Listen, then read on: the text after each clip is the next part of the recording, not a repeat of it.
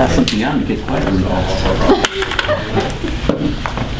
that the data on, it was like 5,000 is the rate for square footage? And I can talk about that as soon as we get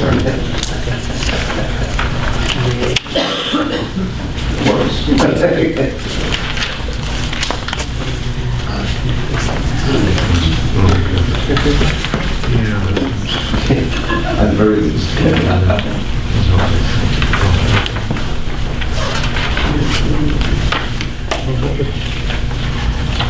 Okay, good morning. I think we're all here and perhaps ready to begin. We will start with a roll call. Director Ando. Here. Director Bernal. Here. Director Goldstein. Here. Director Moriello. Here. Okay, so today is Thursday, September 10th, and this is the Library Facility Financing Authority, Joint Powers Authority Board. And we have an agenda in front of us. Is there anyone who'd like to comment on the agenda or change it in any way? Anyone in the audience like to comment on the agenda? So we will note that the agenda is approved as submitted by consensus.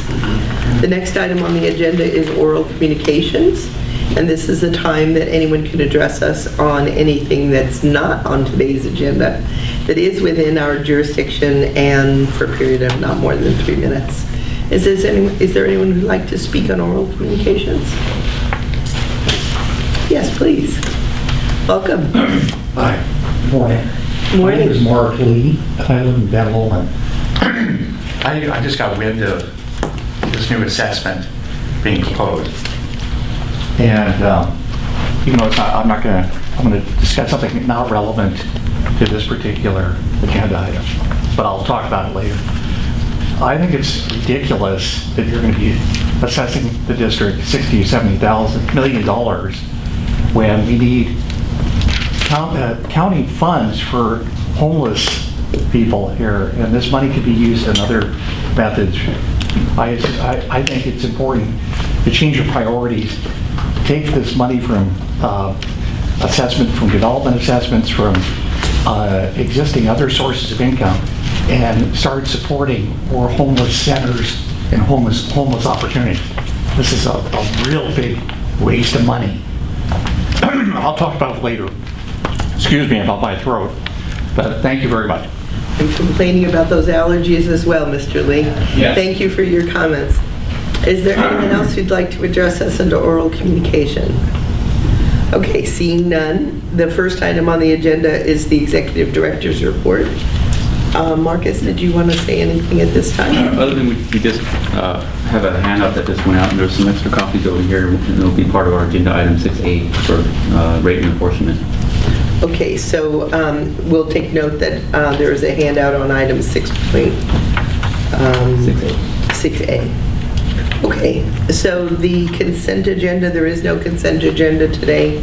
So moving on to the staff reports, item 6A is the rate and apportionment discussion. It starts on page 2 of our packet. We also discussed it yesterday, and I see we have our consulting team here today, so we'll turn it back over to Marcus. I want to reintroduce the board to Tim Super from NBS Government Services, who's been supporting some of the back analysis of the work. What's in the staff report is the exact copy of what's in the yesterday's staff report, so there's no new information in the packet per se.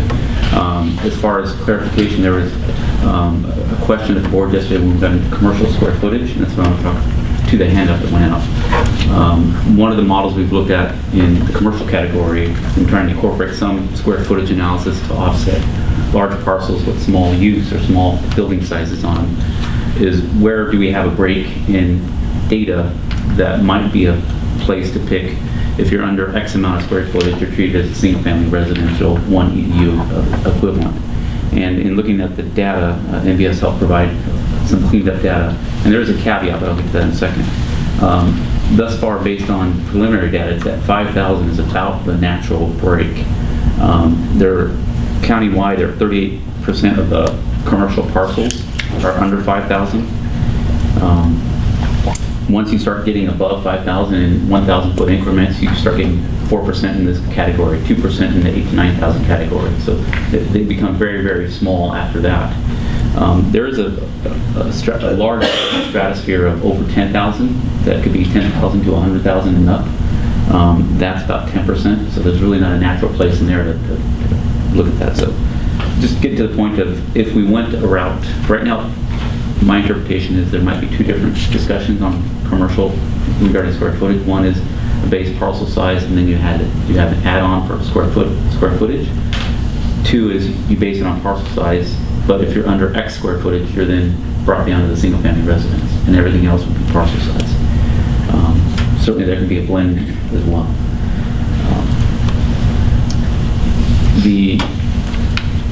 At the study session, there was a question about, well, let's make sure we have the analysis of the unincorporated portion of the county, because that's where a lot of the challenges might be with large parcels, small square footage.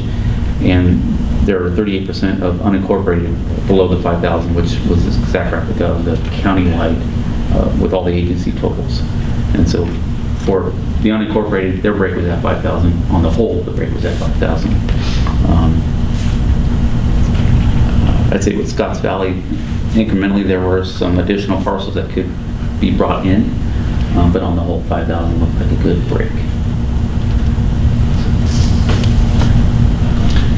And if I'm interpreting this correctly, 44% of the commercial parcels didn't have data about And that's square the footage. caveat. Right, so some percentage of them are vacant, I assume, and some Yes. percentage of them have buildings which are just simply not in. Yeah, I think MBS, and I'll let Tim speak to that, might have had a 37% number of parcels that look like truly have potential buildings on them, and we just don't have data on it. And there is a proportion that are just blank, that are vacant. They're commercial designated with nothing there. I could just comment, yeah, we did a little analysis and looked at parcels that had building value, assessed value, more than, zero, basically. So you would think that there would be a building there. And then if the building square footage field was literally blank, it was, I think, a 37%. 37% was the number that I recall. So there's well over a third of parcels that don't have data where you think that there should be data. And then I just did some random checking. I think it's called Begonia Plaza, which is a small strip mall in one of the cities here, that has 2 or 3 million in building assessed value, according to the assessor. The building square footage is blank. So that as we all know, there are some pockets of data that are problematic that would need to be cleaned up. We've been looking at some ways to do that, and the technology is going so quickly with 45-degree angle stuff, GIS and all this, but it would take some time. And then I can go over the numbers whenever you're ready to on this. I don't know if that's a segue or not. Yeah, so part two was, Tim has a kind of an EDU model that talks more about the parcel size model with different square footage, so I'll let you speak to that. Sure. I brought 10 or 11 copies of this here, so why don't I pass those around first, and then hopefully have a couple extra copies for those of you who are interested. And we could maybe either make some more or have some folks in the audience share. And I can email this to anybody later. Obviously, as you can see, there's draft all over this, so this is our working model from the discussions that you all have had to date. Really, we just started to outline this to be more specific in the definition. So talking about what is a single-family home. And one thing I'll note in a minute is that we had to manually go through, but basically we sort of found 4,000 single-family units because of mobile homes and the way those are treated often on a single assessor parcel number. So the number you'll see in a second on the back takes that into account. So we got single-family homes, we got the multifamily, as we talked about, by use code, which shows the various breaks. We could obviously tax at the exact number of units, but we need to get that data.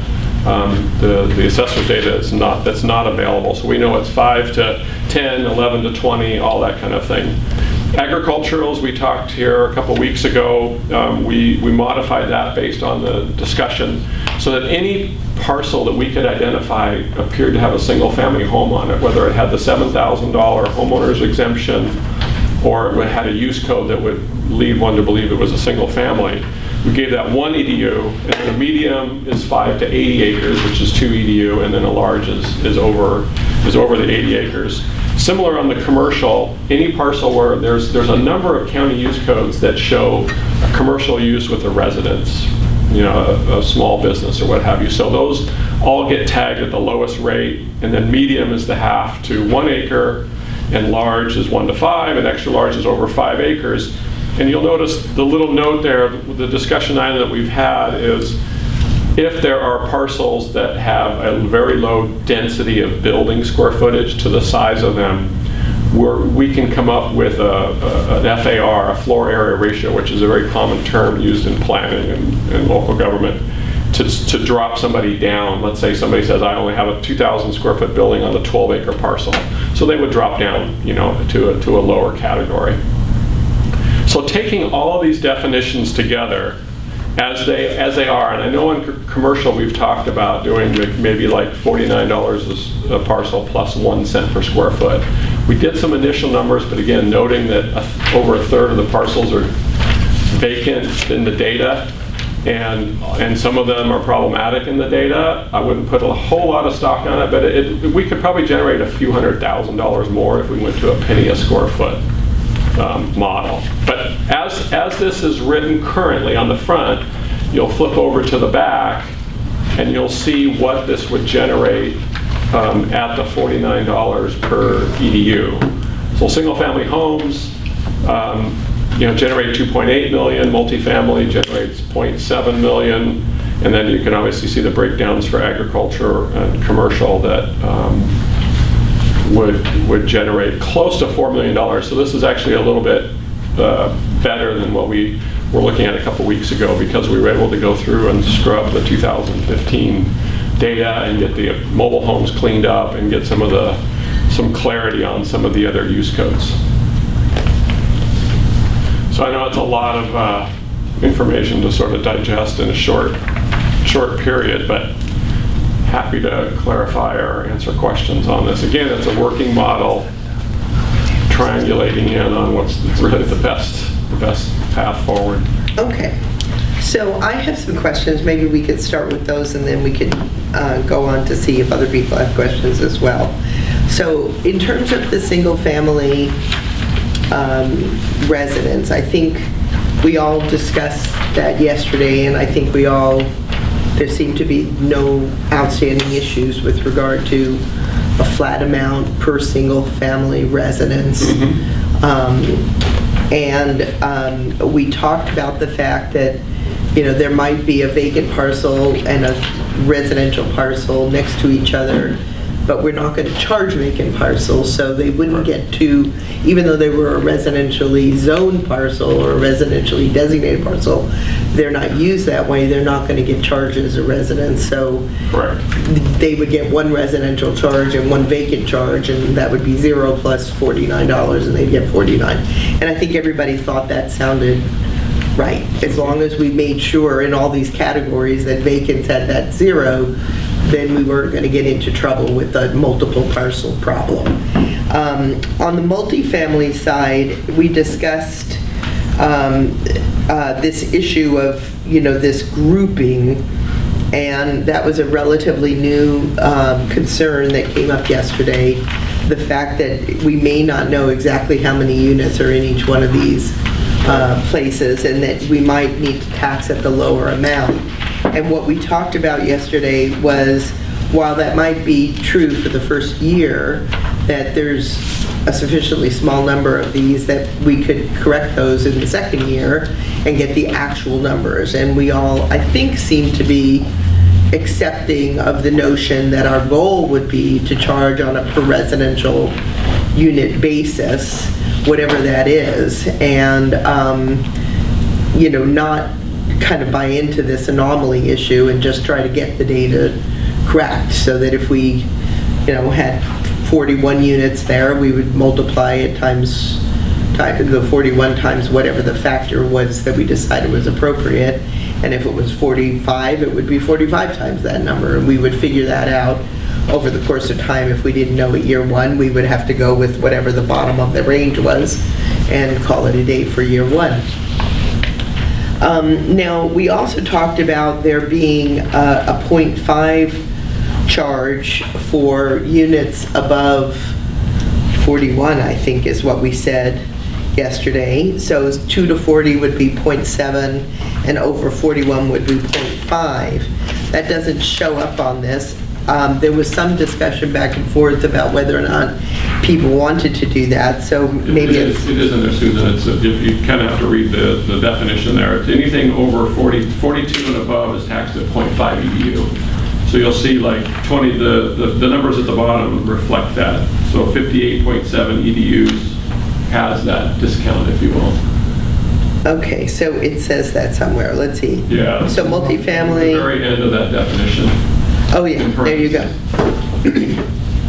So that is baked in currently. Okay, and then Leave the it in one or take it question out. that somebody asked, it may have been Jamie, I don't remember, how much does that cost us? Do we know?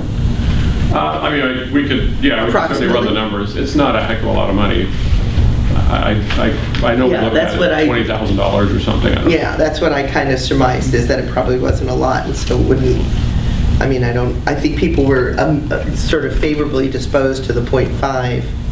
So is this saying, I mean, you're now charging them at these sort of different amounts, 58.7 EDUs and 38.7 EDUs for 61 to 100. I mean, are you suggesting that we stick with this and don't bother to make it correct?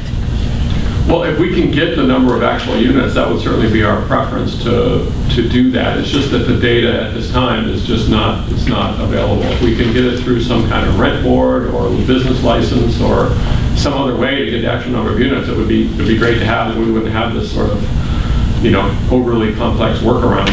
Does your firm do those ground audits for jurisdictions?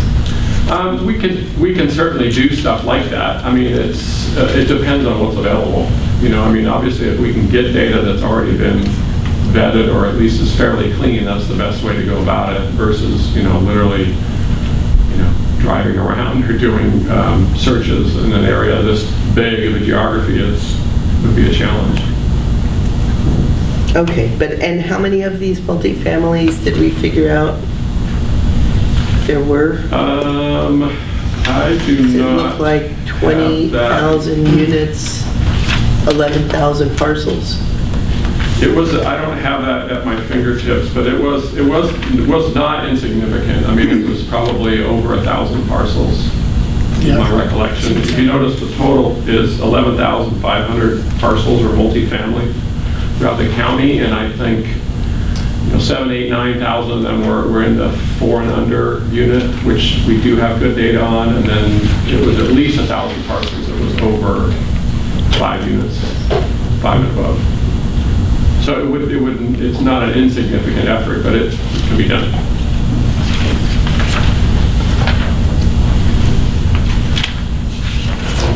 Okay, and then in terms of the agricultural designation, what we talked about yesterday, again, if it's vacant, it needs to have that Everything is not 0. taxed, right. And we wanted to be clear about that. And then we also wanted to acknowledge that if it was an agricultural parcel with residences on it, we would move to the residential table. So for example, you might have an agricultural parcel with 3 residences on it, 3 worker homes. And I would assume in that instance, we would take that parcel and say it's 3 times whatever the .07 multifamily residential charges, because that's what it is. It's a residential use. Mm-hmm.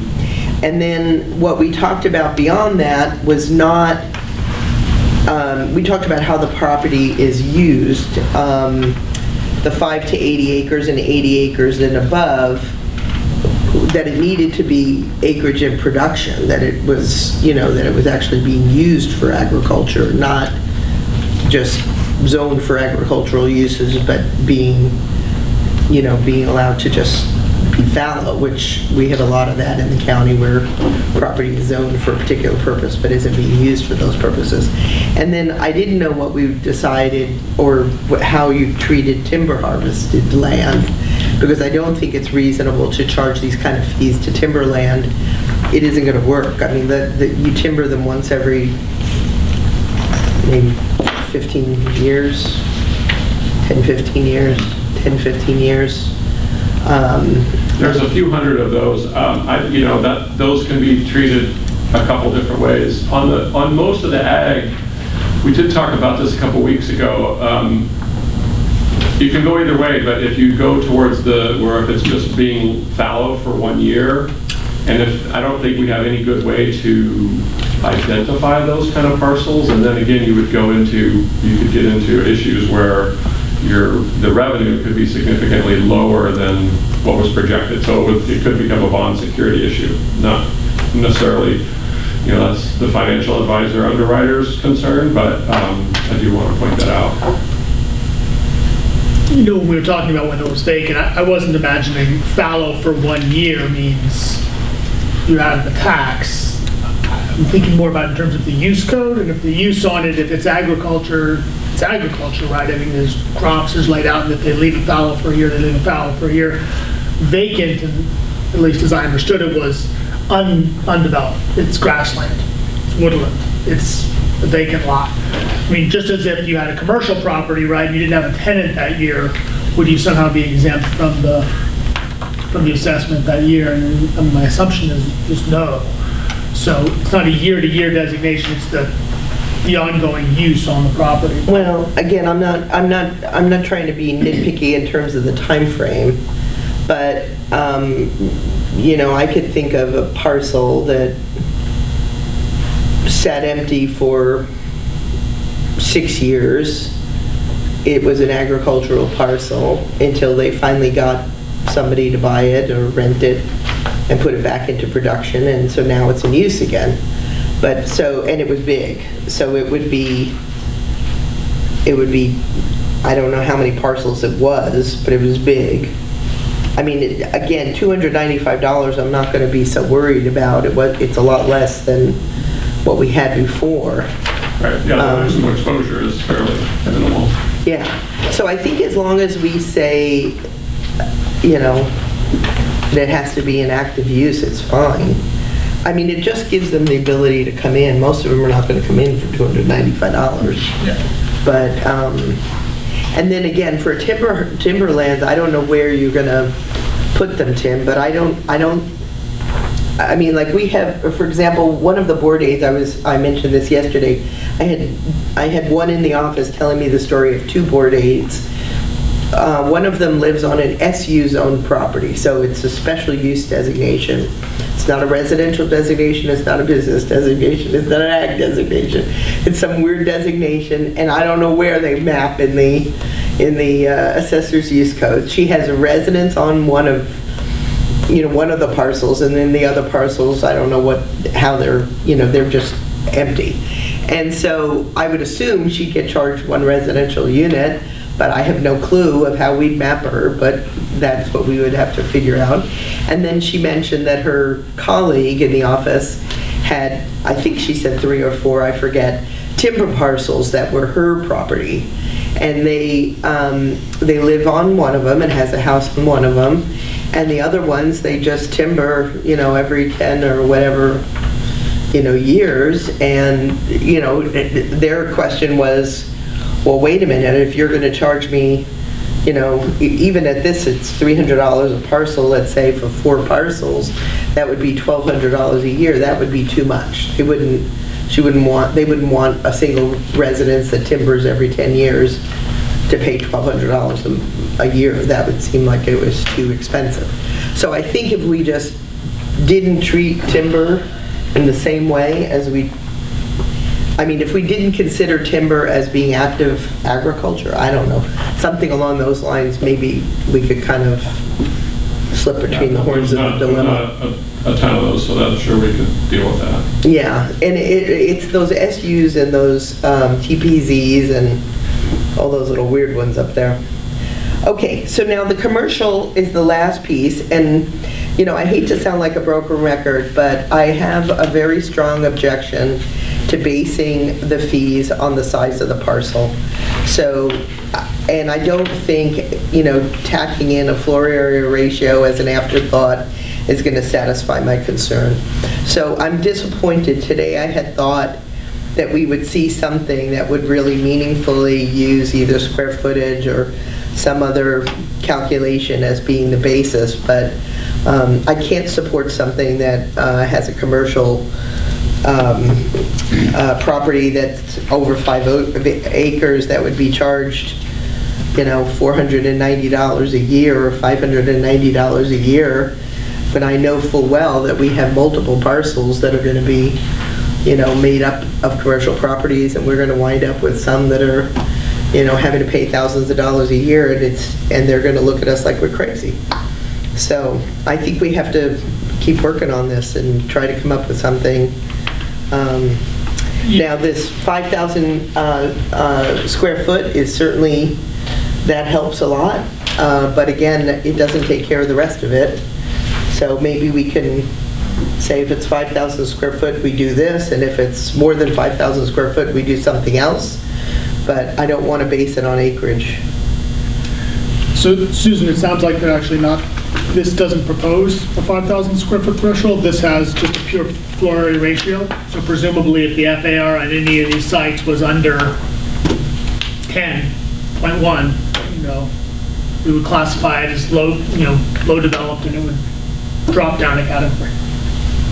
So I mean, I think that this is the sort of relief valve across the board for any parcel. If it's, a 60-acre parcel and it has 10,000 square feet, it would drop down.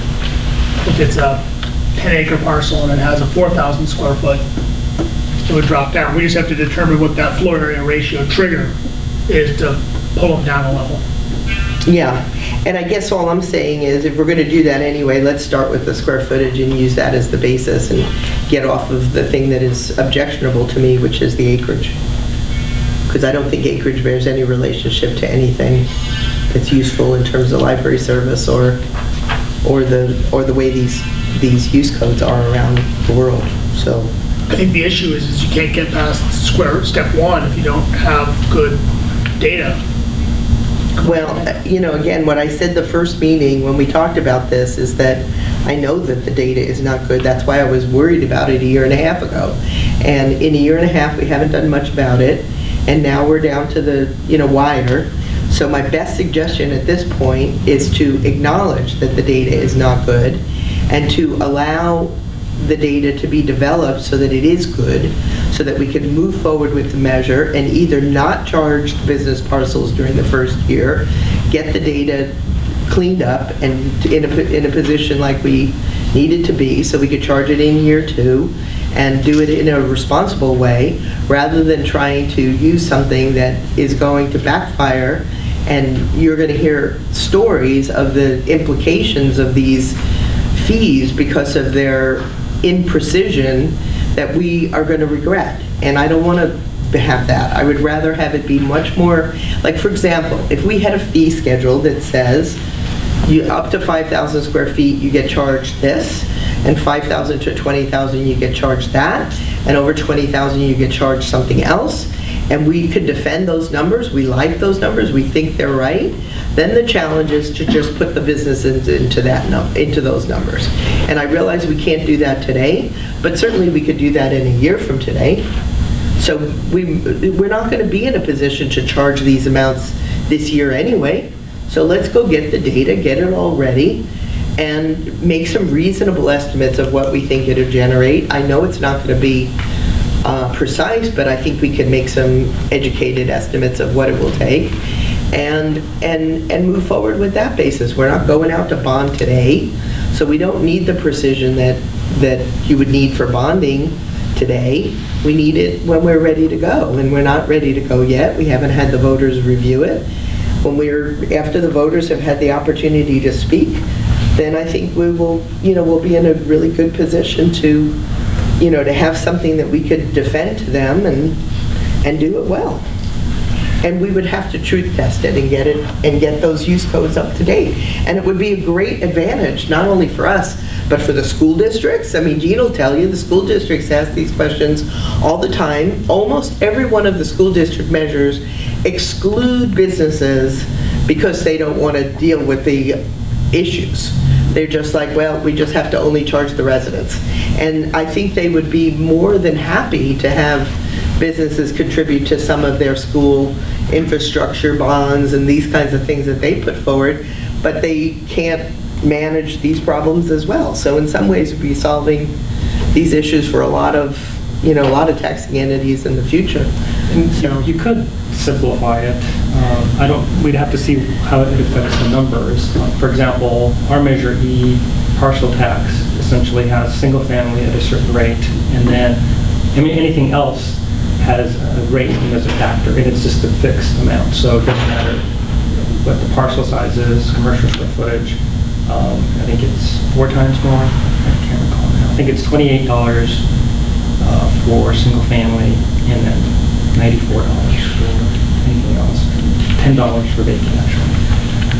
So you could do something like that, where you just have a factor of a certain amount that treats all commercial essentially the same. Now, it probably would affect the how much revenue would you accumulate.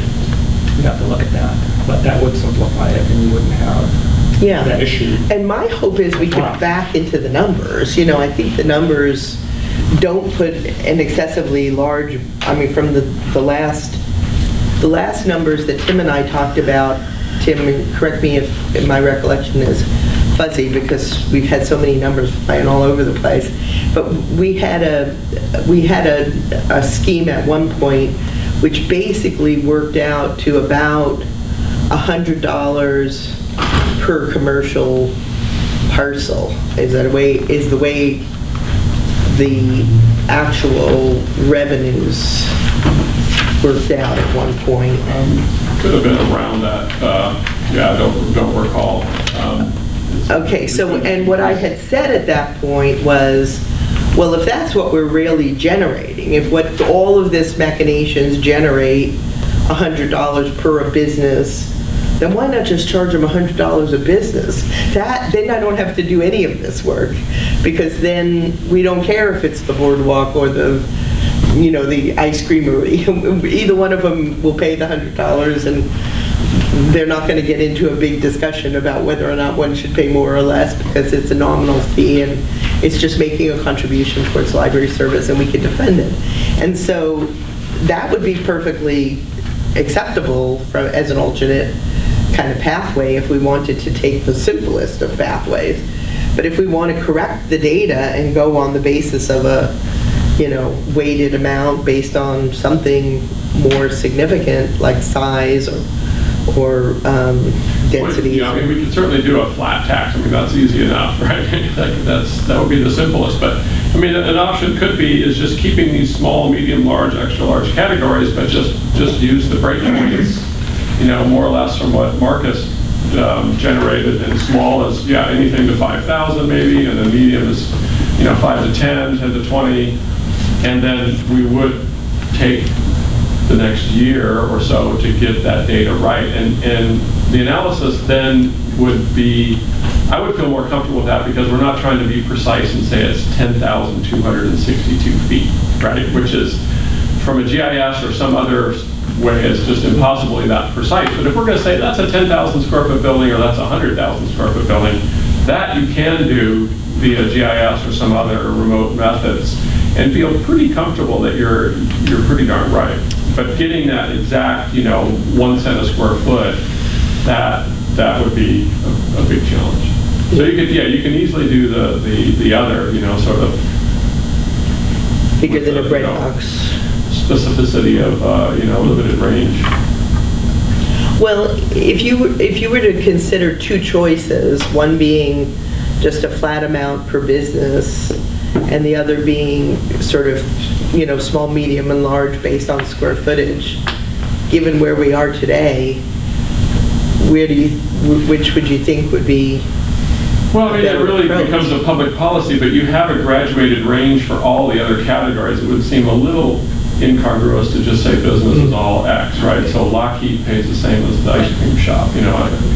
From my standpoint, I mean, I think it's tough to defend. We have a lot of small businesses in Capitola, and to suggest that Yeah. the mall, the auto dealerships, Target's paying the same as the candy store in the village just doesn't quite square. So, Even if it was $100? I think we'd hear about it. And given that we do have such a graduated rate on the other uses, I mean, I'm fine with a small, medium, large. My concern has been that we're painting ourselves into a corner and we're doing a bunch of work that's not going to change the numbers too much. But at the end of the day, if people feel that that's more defensible, we have, under 5,000, 5 to 20,000 and 20,000 plus, that, at 1, 3, 10 or something in terms of the ratios. And we spend the next year, and like you said, with GIS, you're right, you can tell the difference between a 10,000 and 100,000 square foot commercial structure. The number we're talking about isn't infinite here, right? There's 2,800 parcels, and we at least think that we have decent numbers for about 1,600 of them. So, you've got some checking, and then 1,200. It can get done. If that helps get you comfortable, I'm okay with that. I mean, it does seem it's the same concept we've been talking about. It's just a different way to circle it. I'm definitely okay if we do it on the basis of square footage. I worry that we make those ranges broad enough so that we don't wind up, having to sit there and count the difference between 7,000 or 8,000 square feet, But Yeah, no, I think we've used some logical breakpoints and then, backfill the data. And really, we have until next August 10th to get the data right, so. Right, exactly.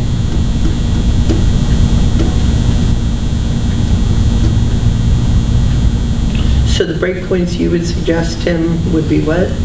Well, I want to do a little crunching and get back, but I mean, just based on what Marcus handed out here, certainly a 5, and then maybe you could even do 5 to 10 and 10 to 20, and then the real big, and I'm just sort of winging it a little bit here, but then the real big ones, so again, you'd get the very largest into that extra large category.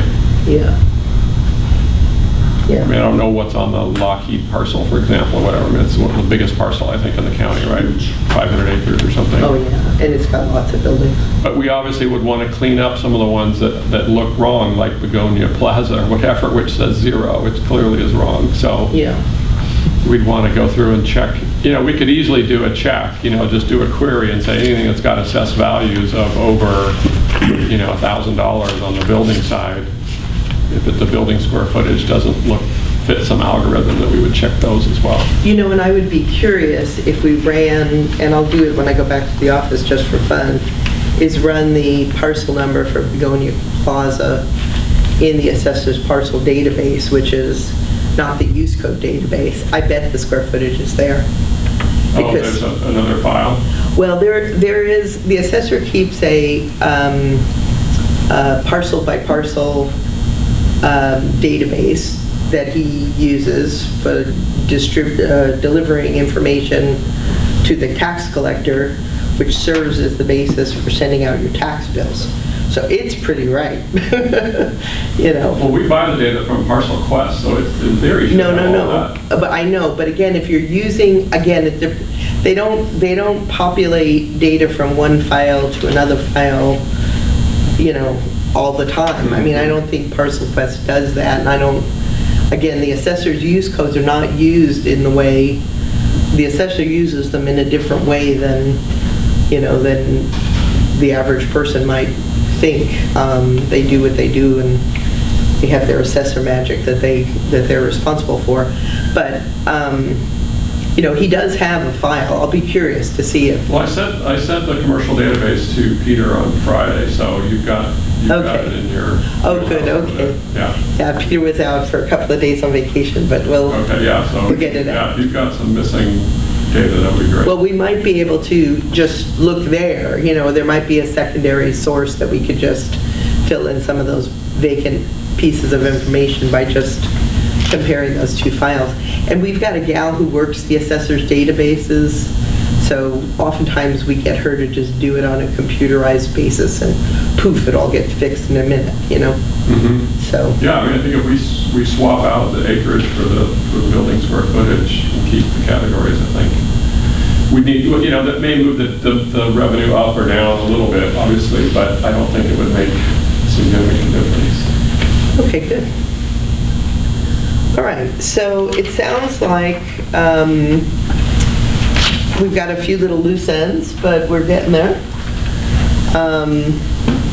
So, just so we're clear, what we're going to see then on the commercial the next time around is going to be bins, the small, medium, large, extra large, something like that, logical breakpoints. Try to put the breakpoints at a point where we're not going to have a lot of appeals, right? So if there's a whole bunch up to 5,000, maybe 6,000 is the right breakpoint. So you don't hit right in the middle of, you know, a lot of folks that are right there. On the residential side, we're going to try to get away from the bins. So we're going to have direct numbers. We may be forced to use the bins at the beginning because that's the best figure we got, but we're going to try to actually have it. Well, right now we're conservative because we're kind of backing down to the lowest common denominator. So if anything, there'll be upside to that. Right. And, I mean, you know, just eyeballing it here, on average, you're rounding down anywhere between 40% and, you know, 25%. So in theory, there's a fair amount of upside, so there'd be an incentive to go out and really get the right data. Okay.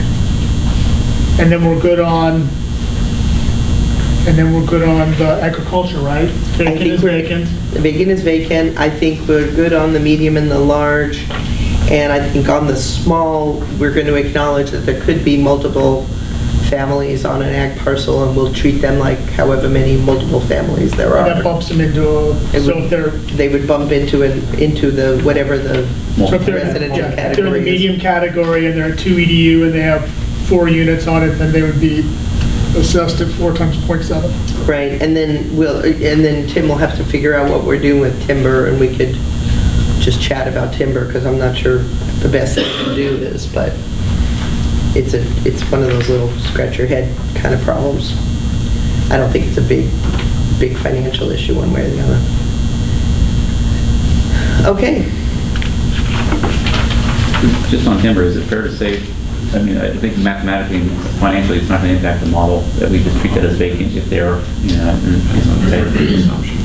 practical experience in that place, and it is harvested very periodically, sometimes 20 or, you know, rates. So I think we can treat that as vacant land and just move on. I think that might be the easiest thing to do, but, you know, again, maybe Tim has a better idea. Some of them have residences on them, and then we just charge the residents, like the residents. Yeah. But if they're just the backyard that has, you know, timber stands on it, you know, I'm not sure what you do with that other than... Yeah, I mean, arguing that it's receiving a benefit out of improved library services in the region, it's open space, right? Yeah. So, I mean, I don't know why we'd be taxing open space in this context. So on the multifamily, are we saying for the first year we would use the lower number of the range, and then as we get real numbers, we would... I think it'd be nice to target actually getting good numbers, if possible. Yeah. That'll be the fallback. I think we'll target getting because we're real not going to numbers. do this till August of next year, so I think we should be able to get them real by then. Because I'm just thinking, you know, if someone gets, you know, if we do use the lower number first, And then they get a you know, 25%. and Yeah, they're then like they at get a the big top of the increase. level, but they're, Yeah, you know, yeah, and then yeah. the next bill comes in and they go, wait a minute, what happened, you know?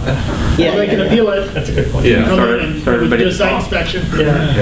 Well, I think for the next write-up, we should write it up as the actual, and let's hope we get there from here, and if we don't, we could add the caveat at the time. Are we still talking about the 0.5 EDU for the larger, or is it 0.7 across the board? I think everybody's convinced that the 0.5 is a good thing, and that it doesn't cost us a lot of money, you know, that will be helpful. And I know it will be really helpful with the mobile homes. I don't know how many mobile homes will meet the threshold, but, you know, a lot of those mobile homes are pretty low-income people, so. I'm not sure that the mobile homes fall in multi-res. Well, he's telling you they do. The mobile homes are all captured in the single-family count. They're all in the single-family count? Correct. Okay. So it's really just like an apartment or something. That's So if you So have even if they're located on a single parcel? Well, that's again, it's definitional, but, right, typically as a manufactured home or, mobile home is a home, and whether it's on a 10-acre parcel or it's, 10 of them on a 1-acre parcel, we can do it either way, but that's the way that we have now with those numbers. That's what I mentioned early on, is that we, there was an additional, unit count on single-family residential here on the backside. There's 3 ways that mobile homes show up, and we had to literally go through and find them manually. Is one, if they're pre-78, they show up as like, they're through the DMV. They don't show up as an assessor parcel, and then there's assessor parcel ones, and then there's some that sit on, like in a rental situation, perhaps, or, they rent a space. So the number that we have now includes all mobile homes, which is what we defined it there under single family. You could count them as a multifamily, but for this iteration, we put them in as single family. So I think in most situations where you have a single parcel with, say, 30 units on it, it's owned by an individual who's essentially the landlord, essentially is the landlord, and is charging rent. And so I think the analogy is pretty good back to a 30-unit apartment building. I don't think the residents, they don't usually have triple net leases, right? Right. But they're going to get a full freight charge, The property owner. right? But they're getting they're not getting the They're not multi-rate getting- rate. So we might want Each to. mobile home would get a single-family rate. Yeah, I'm sorry. Yeah. So what Jamie is saying, and I think he's probably right, we might want to reconsider this. The majority of the mobile home residents, even if they own the space, if they buy the space and they have a little parcel. If they own the parcel, it seems as if there's clearly single family. And they're sitting on their own lot. If they're sitting on their own lot. So if they're just a space within a park that somebody else owns and they pay a residential rental fee, Right. then they're just like a rental, right? Like a, It seems like if it's 40, 50 units on one lot,